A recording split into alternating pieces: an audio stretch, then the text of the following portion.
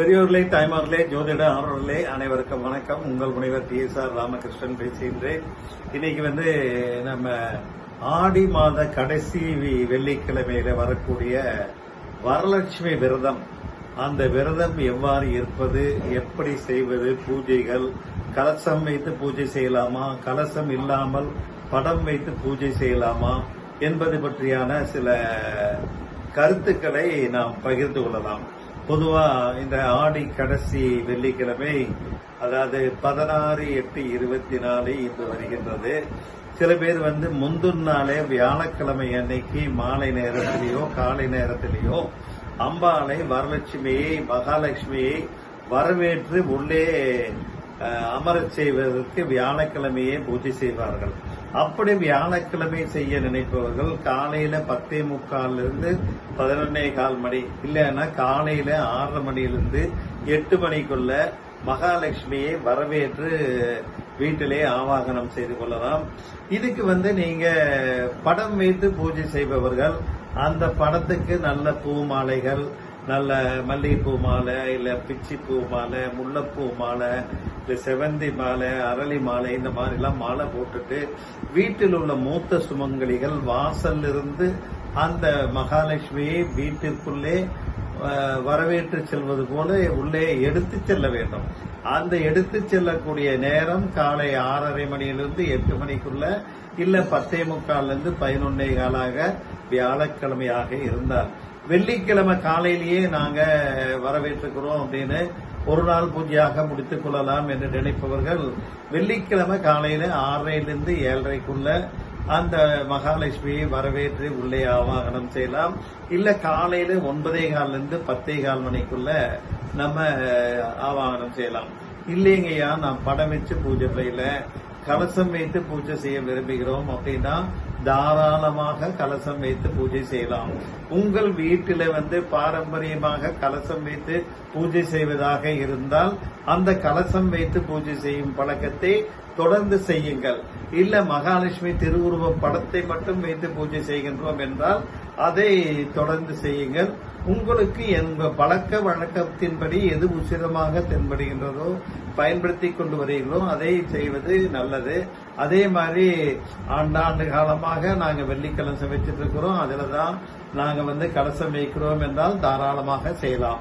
இல்ல அந்த வரலட்சுமி விரதத்துக்கு, மகாலட்சுமி பூஜைக்கு புது கலசத்திலே ஆவாகனம் செய்வது இன்னும் சிறப்பு. ஆகையினால அந்த மாதிரி இருப்பவர்கள் நீங்க எவர் சில்வர் கலசத்தை தவிர்த்து பித்தளை இல்லது செம்பு இல்ல வெள்ளி கலசத்தை வைத்து, இல்ல மண் கலயம் கூட வைத்து நீங்க கலசமாக ஆவாகனம் செய்யலாம். இது வியாழனா வெள்ளியா என்று முடிவு செய்து அதற்கேற்ப அந்த பூஜையை நீங்கள் தொடங்குங்க. சில பேரு கலசத்துல பெரும்பாலானோர் அரிசி, அதாவது கொஞ்சம் கீழே ஒரு மஞ்சள் கலர் நூலை போட்டு அந்த அரிசி 3/4 பகுதிக்கு நிரப்பி மேலே மஞ்சள் கயிறு, மஞ்சள் விரலி மஞ்சள், குண்டு மஞ்சள், ஜாதிக்காய், அதே மாதிரி வாசனாதி திரவியங்கள், வெற்றிலை பாக்கு, காசு, தங்க காசு இருந்தா தங்க காசு, இல்ல வெள்ளி காசு, இல்ல நாணயங்கள், காதோலை கடுகுமணி வைத்து அந்த கலசத்து மேல நல்ல தேங்காய் வைத்து சுற்றிலும் மாவிலை தோரணம் மாதிரி வைத்து இந்த கலசத்திற்கு முன்னாலே சின்ன மகாலட்சுமி படம் இருந்ததுனால் அந்த படத்தை வைத்து இது பண்ணலாம். கலசத்துக்கு முன்னாலே ஆவாகனம் பண்ணலாம். சில பேர் கலசத்திலேயே பாத்தீங்கன்னா மகாலட்சுமி உருவம் விடுவது போல கலசம் எல்லாம் செஞ்சு நிறைய பேர் வித்துட்டு இருக்கிறாங்க. அந்த மாதிரி கலசம் வைப்பதாக இருந்தால் தனியாக ஒரு உருவத்தை அல்லது படத்தை வைக்க வேண்டிய அவசியம் இல்லை. சில பேர் பட்டு பாவாடை இல்லைன்னா ரவிக்க இல்ல பட்டு புடவைய அந்த கலசத்துக்கு இருபுறமும் மகாலட்சுமி அணிந்திருப்பது போல ஒரு அலங்காரத்தை செய்து இந்த கலசத்தை அந்த பூஜை ரூம்ல ஒரு மனை பலகை போட்டு ஒரு கோலம் போட்டு அதுல தாம்பாலம் இல்லைன்னா தலவாழையில போட்டு பச்சரிசி இல்லைன்னா நெல் பரப்பி அது மேலே ஆவாகனம் செய்வார்கள். சில பேர் தனியாக மண்டபம் வைத்திருப்பார்கள். அந்த மண்டபத்திலும் இந்த கலசத்தை நீங்க ஆவாகனம் செய்யலாம். உங்களுடைய சௌரியத்திற்கு ஏற்ப இந்த கலசத்தை நீங்க ஆவாகனம் செய்யலாம். சில பேர் கலசத்துல தண்ணீர் நிரப்பி செய்வார்கள். எது உங்கள் பழக்க வழக்கமோ அதற்கேற்ப தாராளமாக படம் வைத்து பூஜை செய்வதாக இருந்தாலும் செய்யலாம். கலசம் வைத்து பூஜை செய்வதாக இருந்தாலும் பச்சரிசி முதலியவற்றை போட்டு செய்யலாம். இல்ல தண்ணீர் வைத்து பூஜை செய்வதாக இருந்தாலும் தாராளமாக செய்யலாம். ஆனா கூடி வரைக்கும் அந்த பச்சரிசி, மஞ்சள், விரலி மஞ்சள், குண்டு மஞ்சள், காதோலை, கருகமணி, ஜாதிக்காய், வாசனாதி தைலங்கள் இதெல்லாம் போட்டு பண்ணுவது நல்லது. கூட ஒரு வெத்தலை, ஒரு பாக்கு வச்சு அந்த கலசத்துக்குள்ளேயே வைத்து செய்வது மிகவும் சிறந்தது. இது இந்த கலசம் கிழக்கு அல்லது மேற்கு திசையை நோக்கி வைத்து நம்ம பூஜை செய்வது சாலச் சிறந்தது. இந்த பூஜையில யார் யார் செய்யலாம், யார் யார் செய்யக்கூடாதுன்னு நிறைய சந்தேகம் நிறைய பேருக்கு வரும். அதனால கர்ப்பிணி பெண்கள் செய்யலாமா?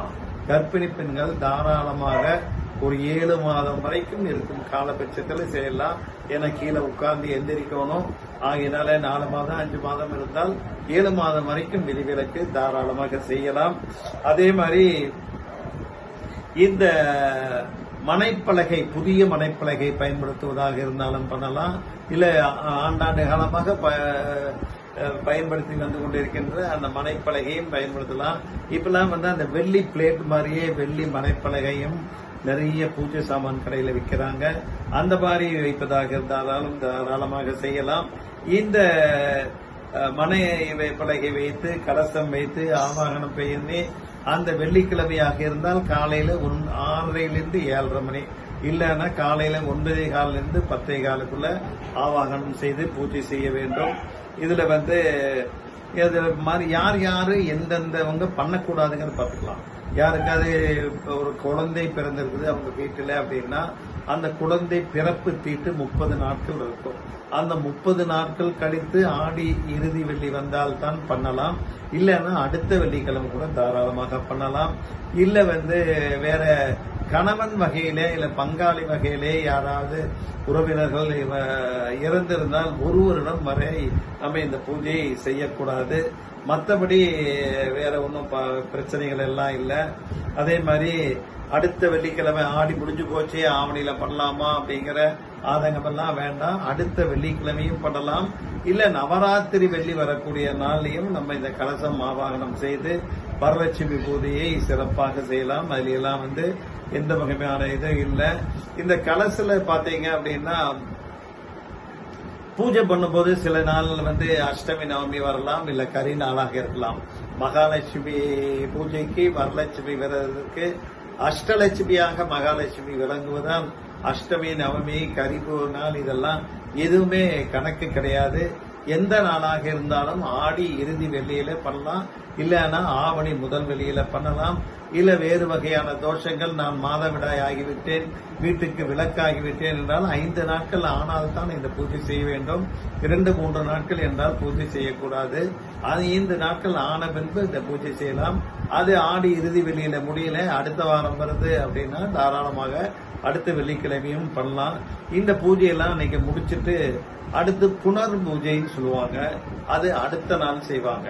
அடுத்த நாள் புனர் பூஜை நமக்கு சனிக்கிழமை வருகின்றது.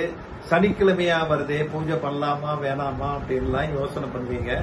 சனி பிரதோஷம், சிவனுக்கு உண்டான பிரதோஷம், அதுவும் சனி மகா பிரதோஷமாக வருகின்றது. தாராளமாக சனிக்கிழமையும் பண்ணலாம். இல்ல வேணாம் சார் எனக்கு சனினாலே எங்களுக்கு ஆகாதுன்னு நினைக்கிறவங்க நீங்க ஞாயிற்றுக்கிழமை கூட இன்னொரு நாள் வைத்திருந்து அந்த பூஜை செய்யலாம். அந்த பூஜை காலையில சனிக்கிழமையா இருந்தா நல்ல ஹோரை பார்த்து பண்ணுங்க. ஞாயிற்றுக்கிழமை நல்ல ஹோரை வரக்கூடிய தருணம் காலையில 6 to 9 இல்லைன்னா 10 to 11 தாராளமாக செய்யலாம். இந்த நோன்பு சரடு பூஜை முடிந்தவுடன் நம்ம நோன்பு சரடு வெள்ளிக்கிழமை காலையில 10 to 10:30 மணிக்குள்ள நோன்பு சரடு கட்டிவிட வேண்டும். நம்ம வீட்டில் இவ்வளவு பேர் சுமங்கலிகள் இல்லைன்னா திருமணத்திற்கு தயாராக இருக்கக்கூடிய பெண்கள் இருக்கின்றார்களோ அதுக்கு கணக்கிட்டு அந்த நோன்பு சரடையும் அந்த பூஜையிலேயே நாம் வைத்து விட வேண்டும். அதே போல எவ்வளவு பேர் அழைக்கின்றோமோ அவர்களுக்கும் சேர்த்து நோன்பு சரடு வைத்து அந்த வருகின்ற சுமங்கலி பெண்களுக்கும் நோன்பு சரடை பூஜை முடிந்து வெத்தலைப்பாக்கு தேங்காய் பழத்தோடு வைத்து இல்ல ரவிக்கை விட்டு வைத்து உங்கள் வசதிக்கேற்ப எப்படி வேணாலும் கொடுக்கலாம்.